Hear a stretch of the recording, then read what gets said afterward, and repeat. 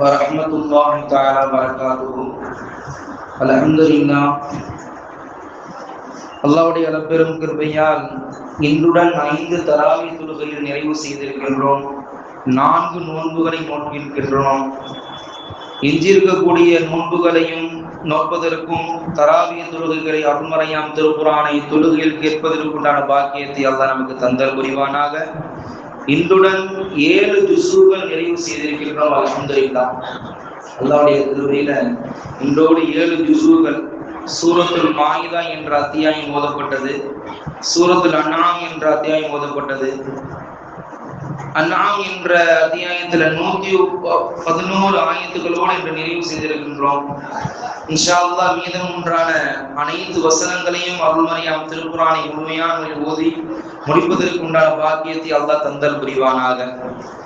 சங்கை குறித்த அல்லாஹ் நல்லடியார்களே, இன்று ஓதப்பட்ட சூரத்துல் மாயிதா, சூரத்துல் அன்ஆம், இந்த 2 சூறாக்களையும் அல்லாஹ் அதிகமான சட்டங்களை அல்லாஹ் கூறுகின்றான். மாயிதா என்று சொன்னால் உணவு தட்டு என்ற பொருளை குறிக்கக்கூடியது. அதே போல அன்ஆம் என்றால் கால்நடை. ஹஜ்ரத் ஈசா அலைஹிஸ்ஸலாத்து வஸ்ஸலாம் அவர்கள் சார்ந்த விஷயங்களை பற்றி அல்லாஹ் இந்த சூறாவில் நிறைய பேசுறான். ஈசா அலைஹிஸ்ஸலாம் எப்படிப்பட்டவங்க, அல்லாஹ் அவங்களுக்கு எந்த அந்தஸ்து கொடுத்திருந்தான், அதை மக்கள் எந்த அளவுக்கு விளங்கி இருந்தாங்க, எந்த அளவுக்குன்னு சொன்னா ஈசா அலைஹிஸ்ஸலாத்தை பார்த்து அல்லாஹ் கேட்கிறான், யா ஈசா இப்னு மரியம், ஈசா அலைஹிஸ்ஸலாமே, மரியம் அலைஹிஸ்ஸலாமுடைய மகன் ஈசா அலைஹிஸ்ஸலாமே, நீங்க சொல்லிட்டீங்களா, உங்களுடைய மக்கள்கிட்ட நீங்க சொன்னீங்களா, அல்லாஹ் இல்லாம தன்னையும் உங்களுடைய தாயாரையும் வணங்குவதை சொல்லி நீங்க என்ன செஞ்சீங்க, மக்களிடத்துல சொன்னீங்களான்னு கேட்கிறாங்க. என்ன சொன்னாங்கன்னா, உங்க அங்களையும் உங்க அம்மாவையும் வணங்க சொல்லி நீங்க சொல்லிட்டு வந்தீங்களா கேட்கிறாங்க. அதாவது ஈசா அலைஹிஸ்ஸலாத்தையும் அவங்க அம்மாவையும் வணங்க சொல்லி நீங்க சொன்னீங்களா அப்படின்னு அல்லாஹ் அருள்மறையாம் திருக்குரானை இப்படி ஒரு கேள்வி கேட்கிறான். உடனே மூசா ஈசா அலைஹிஸ்ஸலாம் சொல்றாங்க, ரப்பே நான் அப்படிலாம் சொல்ல ரப்பே, யாருமே கடவுள் கிடையாது, நீ மட்டும்தான் கடவுள், உன்னை தவிர வணக்கத்திற்குரியவன் வேற யாருமே இல்லை, அல்லாஹ் தான் எல்லாத்தையும் படைச்சான், அல்லாஹ் தான் எல்லாத்தையும் பரிபாலனை செஞ்சுக்கிட்டு இருக்கிறான், அல்லாஹ்வை தவிர வேறு யாருமே இல்லை என்ற தௌஹீதுடைய கலிமா தான் ரப்பின சொல்லிட்டு வந்தேன். ஆனா அந்த முசீபத்தை பிடிச்சவங்க என்ன ஈமான் கொண்டாங்க, உன்னை ஈமான் கொள்ளாம விட்டுட்டாங்க யா அல்லாஹ். அது எப்படி என்ன ஈமான் கொண்டாங்க, என்ன கடவுளா ஏத்துக்கிட்டாங்க யா அல்லாஹ். அது நான் செஞ்ச தவறு இல்ல ரஹ்மானே, என்னுடைய தாயார் கடவுள் அல்ல, நான் கடவுள் அல்ல, நான் உன்னுடைய தூதுவர், நீ உன்னால் அனுப்பப்பட்ட தூதுவர் தவிர நான் பெரிய சக்தியாக இல்லையா அல்லாஹ் என்று ஈசா அலைஹிஸ்ஸலாம் இப்படி ஒரு செய்தியை சொல்றாங்க. அது நீண்ட வசனங்கள் அல்லாஹ் சொல்றான். அதிலும் குறிப்பாக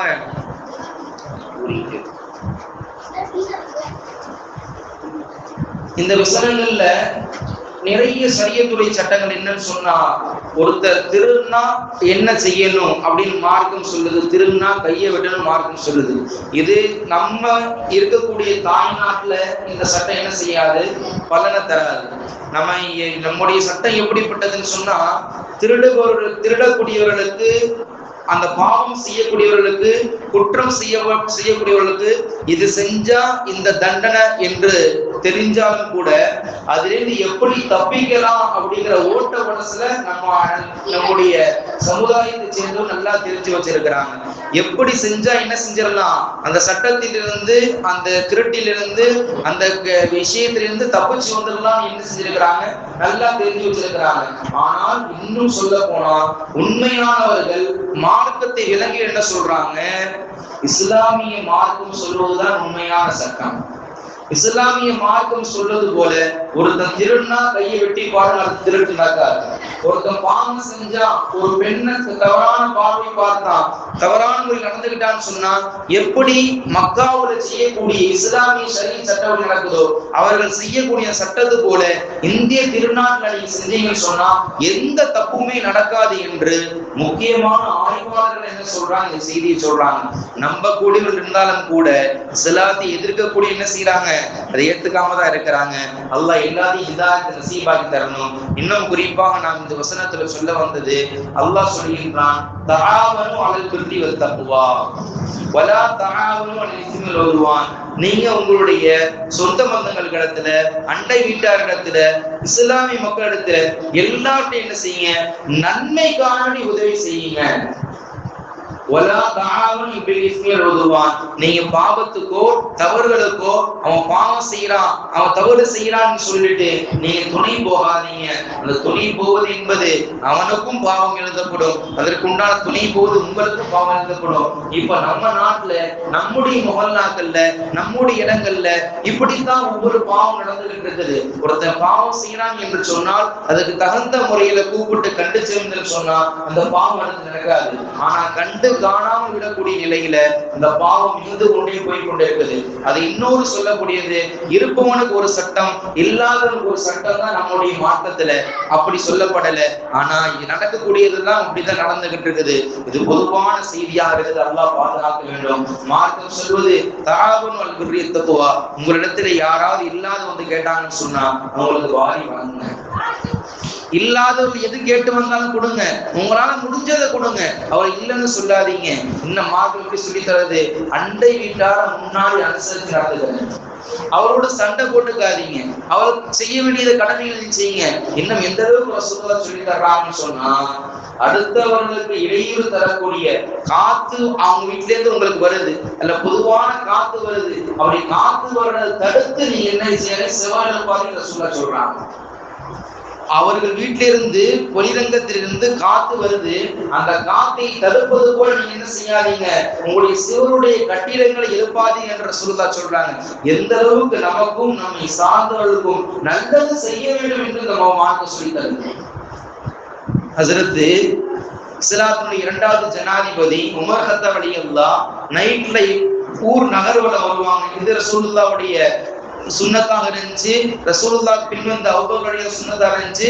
உமர் ரலியல்லாஹு செஞ்சுக்கிட்டு இருந்தாங்க. அப்படி ஒரு நாள் வரும் பொழுது தூரத்துல பார்த்தா இருட்டுல அந்த நிலவொளி வெளிச்சத்துல ஒருத்தர் உட்கார்ந்து இருக்கிறாரு.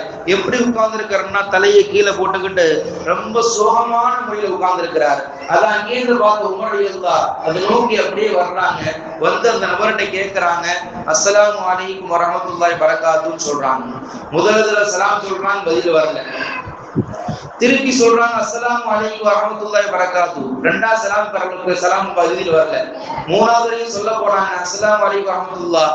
பக்கத்துல இருந்த வாள் எடுத்து செய்றாங்க, இங்க இருந்து போறியா என்ன சொல்றீங்க, நான் அமைதியா இருக்கிறேன்ல, எது கேட்டாவது உங்களுக்கு இருக்கிற, நானும் எவ்வளவு பெரிய கஷ்டத்துல இருக்கிறேன், இங்க இருந்து போறியா இல்லை வாள் எடுத்து ஒரு விலாசி எடுத்துறவா என்று ரொம்ப கோபத்தோட கேட்கிறாரு. உடனே உமர் ரலியல்லாஹு அவரை சாந்தப்படுத்தி, நீங்க கொஞ்சம் அமைதியா இருங்க, உங்களை பார்த்தா வெளியூர்காரர் மாதிரி தெரியுது, ஏதாவது தேவையுடையவங்களா இருக்கிறீங்களா அப்படின்னு கேட்கறதுக்கு தான் வந்தேன் அப்படின்னு சொல்லும் பொழுது பக்கத்துல கொஞ்சம் தூரத்துல ஒரு சின்ன டென்ட் போட்டிருக்குது. அதுல இருந்து சின்ன சிமிழ் வெளுக்கை கொண்டு வெளிச்சம் வருது. ஆனா அங்கிருந்து ஒரு சத்தம் கேட்குது, தன்னுடைய மனைவியுடைய சத்தம். அழுகுறாங்க அப்படி ஒரு அழுகை கேட்கிறாங்க. அப்ப உமர் ரலியல்லாஹு கேட்டாங்க, அங்க ஒரு பெண்ணுடைய சத்தம் கேட்குது, யாருடைய சத்தம்? அப்ப சொல்றாங்க, அது என்னுடைய மனைவியுடைய சத்தம் தான். என்ன ஆச்சு, அழுகுறாங்க?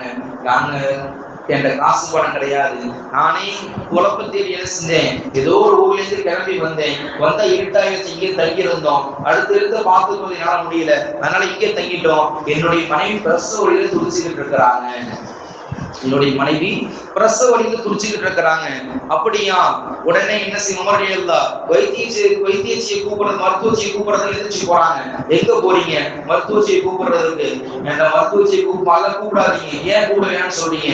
அந்த மருத்துவச்சியை கொடுக்கறதுக்கு என்னிடத்துல காசு இல்லை, அந்த மருத்துவச்சியை கொடுத்திருக்கிறதுக்கு என்னிடத்துல காசு இல்லை. அப்ப உமர் ரலியல்லாஹு சொல்றாங்க, நான் கூப்பிட்டு வர்ற மருத்துவச்சிக்கு காசு கொடுக்க தேவையில்லை, உங்க ஃப்ரீயாவே பார்ப்பாங்கன்னு சொன்னோன்னு. அப்படியா? உடனே உமர் ரலியல்லாஹு போறாங்க. போய் தன்னுடைய வீட்டுல இருக்கக்கூடிய ஒரு பெண்மணி அழைச்சிட்டு வர்றாங்க. அழைச்சிட்டு வரும் பொழுது அந்த பெண்மணி கேட்கிறாங்க, வாங்க சாப்பிடுங்க, ரெடியா, ஏன் இங்க எங்க போனீங்கன்னு கேட்கும் பொழுது அந்த பெண்மணியோட முறையில சொல்றாங்க, சாப்பாடு தான் எடுக்கட்டுமா, அந்த சாப்பாடு எடுத்துக்கிட்டு வா, என்ன தவிர இன்னொரு ஆள் தேவையோட இருக்கிறாங்க அப்படின்னு சாப்பாடு எடுத்துக்கிட்டு வர்றாங்க. வந்தா அந்த பெண்மணியுடைய சத்தம் அழுகு குரல் கேட்டுக்கிட்டே இருக்கு. உடனே சாப்பாடை போட்டுட்டு அந்த பெண்மணி பிரசவம் பார்க்கறாங்க. பிரசவம் பார்த்துக்கிட்டே இருக்கும் பொழுது அல்லாஹ்வுடைய அலப்பிருக்கிறவையால் குழந்தை பிறக்குது. வெளியில அந்த குழந்தையை தூக்கிட்டு வந்து அந்த பெண்மணி சொல்றாங்க, அஸ்ஸலாமு அலைக்கும் அமீரல் முஃமினீன், முஃமின் தலைவரே, இந்த நாட்டினுடைய ஜனாதிபதியே, உங்களுடைய தோழருக்கு, உங்களுடைய சகோதரருக்கு அழகான ஆண் குழந்தை அல்லாஹ் கொடுத்திருக்கிறான் என்ற சுப செய்தி அவருக்கு சொல்லுங்கன்னு சொன்ன உடனே அந்த நபருக்கு ஒரு புறம் சந்தோஷம் இருந்தாலும் இன்னொரு பேர் என்ன, இவர்தான் ஜனாதிபதி உமர் ரலியல்லாஹு தெரியாம உமர் ரலியல்லாஹு திட்டி விட்டனே. உடனே அவர்கிட்ட கடுமையா நடுக்க வந்துருச்சு, உடனே பயம் வந்துருச்சு, அப்படியே கால உழுவு போயிட்டார். அவர் இஸ்லாமிய மார்க்கத்தை சேர்ந்தவர் தான். இஸ்லாமிய மார்க்கம் அல்லாஹ்வை தவிர வேறு யாருக்கும் சஜிதா செய்யக்கூடாது, தலைவணங்க கூடாது என்று இஸ்லாமிய மார்க்கம் சொல்லி தருது. இருந்தாலும் அவருடைய பணிவு, அவருடைய பதட்டம், அந்த பட்சத்தின் காரணமா கால் உழுவுறாங்க. உடனே உமர் ரலியல்லாஹு ஆற தழுவி, சகோதரி எப்படி செய்யாதீங்க சொல்றாங்க. நீங்க தான் தெரியாம என்னுடைய இந்த நாட்டினுடைய ஜனாதிபதியா எனக்காக வேண்டி இந்த வேலையை பார்த்தீங்க, அந்த பெண்மணி யாருன்னு கேட்கும் பொழுது அவர் தான் என்னுடைய மனைவி என்று சொன்னாங்க. அந்த மருத்துவச்சியாக வந்தது யார் தெரியுமா? என்னுடைய மனைவி. இஸ்லாத்தினுடைய ஜனாதிபதியான உமர் ரலியல்லாஹு அவருடைய குடும்பத்தாரும் எனக்காக வேண்டி ஹிதமத் செஞ்சிருக்கிறாங்களே, நான் எவ்வளவு பெரிய பாக்கியம் பெற்றவர் என்ற அந்த பெருமையோடு, அந்த கவலையோடு, அந்த உற்சாகத்தோடு, அந்த பாசத்தோடு அந்த சகோதரர் சொல்லும் பொழுது, கவலைப்படாதீங்க, அல்லாஹ் உங்களை நிச்சயம் அருள்கூடி வழங்குவான், சுபச்செய்தி தருவான் என்று சொல்லிவிட்டு கடைசியா சொன்னாங்க, நாளை காலை என்னுடைய அரசு சபைக்கு வாங்கன்னு சொல்லல. இப்ப நம்முடைய நாடுகள்ல பொதுவாகவே ஒரு அரசராக இருக்கிறாங்கன்னா சாதாரண ஒரு வீட்டு மெம்பர், வார்டு மெம்பரா இருந்தாலும், கவுன்சிலர்களா இருந்தாலும் அவருக்கு ஒரு தனி ஆபீஸ், அவர்கள் கட்சி பிரபலங்கள் இப்படி ஒரு பிரபலமா இருக்கும் பொழுது ஒரு நாட்டினுடைய ஜனாதிபதி என்ன சொல்றாங்க, என்னுடைய அரசு சபைக்கு வாங்கன்னு சொல்ல, என்னுடைய மாளிகைக்கு வாங்கன்னு சொல்ல. காரணம் அப்படிப்பட்ட வாழ்க்கை அவருக்கு வாழல, அப்படிப்பட்ட பிரமாண்டமான வாழ்க்கை வாழல. அல்லாஹ் இதை சொல்லியிருக்கிறான், தனக்கு போக தனக்கு இல்லாதவர்களை கொடுங்க என்று மார்க்கம் சொல்கிறது. அப்படிப்பட்ட வாழ்க்கை வாழ்ந்தவர்கள் நாளை காலை நீங்கள் மஸ்ஜித் நபவிக்கு வாங்கன்னு சொன்னாங்க. உங்களுக்கு அங்க ஒரு வேலை போட்டு தர்றேன், நீங்க உங்களையும் உங்களுடைய மனைவியும் பிள்ளையும் பார்த்து கொண்டு நீங்கள் தீன் இஸ்லாத்தோடு நீங்கள் வாழலாம் என்ற ஒரு சுப செய்தி சொல்லிவிட்டு சொல்கிறார் என்று சொன்னால், தன்னால் முடிந்த அளவுக்கு இஸ்லாத்தில் என்ன செய்யணும், எல்லாரும் உதவி செய்ய வேண்டும் என்பதுதான் நம்முடைய மார்க்கம் சொல்லி தருது. இருக்கிறவங்க கொடுக்க நினைச்சாலும் சில குருக்கள் என்ன செய்வாங்க, இவனுக்கு ஏன் கொடுக்குற, இவளுக்கு ஏன் கொடுக்குற, அவனுக்கெல்லாம் கொடுக்காத, அவளுக்கெல்லாம் கொடுக்காத என்று தடுப்பவர்கள் நிலை இருந்தாலும் கொடுத்தவர்களுடைய மனமும் கொடுக்க முடியாமல் போய்விடுகிறது. அல்லாஹ் பாதுகாக்க வேண்டும். அதான் நம்முடைய மார்க்கம் அருள்மறையம் திருப்பாளர் சொல்கின்றார், நீங்கள் நன்மை செய்வதிலும் பயபக்தியிலும் நீங்க மற்றவருக்கு உதவி செய்யுங்க. நீங்க பாவத்திற்கும் தவறுக்கும் குற்றத்திற்கும் ஒருபோதும் துணியாக நிற்காது என்று நம்முடைய மார்க்கம் அருள்மறையாம் திருக்குர்ஆன் அழகா சொல்லி தருகின்றது. அப்படிப்பட்ட சங்கை குறித்தானவர்களை நம்முடைய மார்க்கம் அழகான மார்க்கம், கண்ணியமான மார்க்கம். நாம் பார்க்கலாம், கல்லறிஞ்சு எரிகிறோம், மாங்காய் அடிக்கிறதுக்காக வேண்டி மாம்பழத்தை அடிக்கிறதுக்காக கல்லெறிந்து அடிக்கிறோம். தன்னை கல்லெறிந்து அடிப்பவர்கள் கூட இனிமையான பழமான காயும் கறியும் அந்த மாம்பழம் தருது. நம்ம தென்னை மரத்துக்கு கீழே உச்சா போனாலும் ஒரு இனிமையான அழகான சுவை இளநீரை கொண்டு அல்லாஹ் நமக்கு தரலாம். இது போன்ற நம்ம எவ்வளவுதான் இந்த பூமியில தான் தோண்டித்தனமாக நடந்து நடந்தாலும் சரி, நம்மளை என்ன செய்ய அல்லாஹ் நம்மை மற்ற சமுதாயத்தை போல தோசைகள்ல இருக்கக்கூடிய தோசையை திருப்பி போட்டான் முந்தியுள்ள சமுதாயத்துல. அந்த மாதிரிதான் அல்ல நம்ம தண்டனை செய்யல.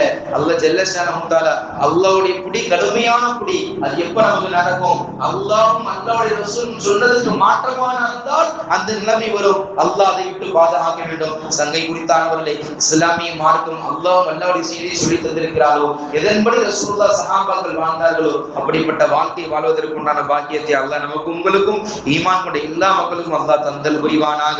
எஞ்சியிருக்கக்கூடிய நோன்புகளை நோற்பதற்கும் தராவிகளை தொழுவதற்கும் முழுமையான முறையில் 20 ரக்காத்துகள் தொழுது வித்ரு வாஜிபோடு பயானோடு கேட்டு நம்முடைய மஜ்லிஸை நிறைவு செய்வதற்கு உண்டான பாக்கியத்தை அல்லாஹ் தந்து அருள் புரிவானாக. வாஹிரு தஅவானா அல்ஹம்துலில்லாஹி ரப்பில் ஆலமீன். சுப்ஹானல்லாஹி வபிஹம்திஹி சுப்ஹானக்கல்லாஹும்ம வபிஹம்திக அஷ்ஹது அல்லா இலாஹ இல்லா அன்த வ நஸ்தக்ஃபிருக வ நதூபு இலைக. ஆமீன் ஆமீன். சுப்ஹான ரப்பிக ரப்பில் இஸ்ஸத்தி அம்மா யசிஃபூன் வ ஸலாமுன் அலல் முர்ஸலீன் அல்ஹம்துலில்லாஹி ரப்பில் ஆலமீன். ஸல்லல்லாஹு அலா முஹம்மதின் ஸல்லல்லாஹு அலைஹி வஸல்லம். ஸல்லல்லாஹு அலா முஹம்மதின் ஸல்லல்லாஹு அலைஹி வஸல்லம். ஸல்லல்லாஹு அலா முஹம்மதின் யா ரப்பி ஸல்லி அலைஹி வஸல்லிம். அஸ்ஸலாமு அலைக்கும் வரஹ்மத்துல்லாஹி தஆலா வபரகாத்துஹு.